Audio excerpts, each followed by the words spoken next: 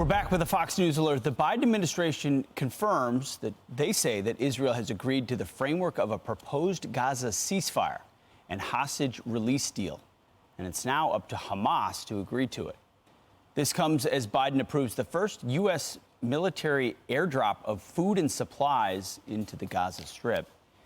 Here with reaction, Israeli government spokesman Eylon Levy. Eylon, thanks for being here. Good morning. Thank you for having me. What do you make of this report? Is there a ceasefire on the horizon? Well, there's not going to be a ceasefire that leaves the hostages in Gaza or Hamas in power. But what we do want to see is a temporary pause in the fighting to get those poor hostages out.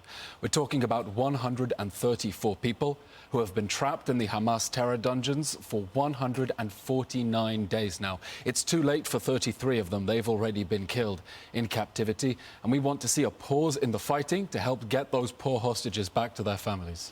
How many of those hostages would you get for that pause, and what kind of a pause are you talking about? I can't confirm any details until everything is confirmed. Obviously, we want to get all of the hostages out and are doing everything we can. That is why Israel is continuing to place unrelenting military pressure on Hamas to release the hostages. That's how we got the last 105 hostages out during the temporary pause in November, and we want another pause to get all the others out too. How is the military operation going for viewers here that sort of see snippets? We also watch the hair on fire criticism of the left and the international community. But from Israel's perspective, as far as eradicating Hamas, how is it going? Well, people said there was no military solution, and the military campaign has been exceeding expectations. Hamas started this war with 24 battalions, and essentially only the last 4 in Rafah are still standing. We've managed to shatter Hamas's military formations, destroy its missile production capability. That's why in Tel Aviv, we basically haven't heard a rocket siren in 2 months already.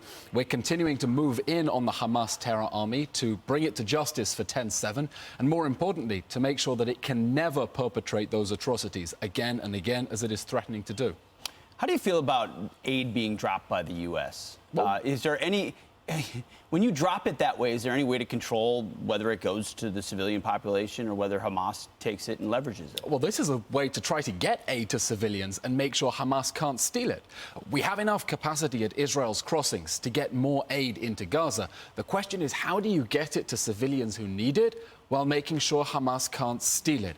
And to date, Hamas has been stealing aid and the United Nations has been covering it up.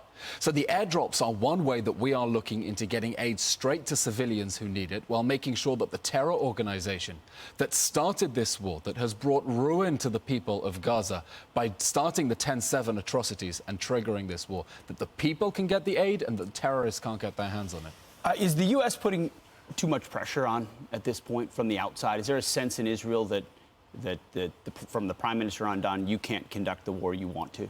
You know, President Biden said right at the beginning of this war that if the 10/7 atrocities had happened to the United States, its response would be swift, decisive, and overwhelming.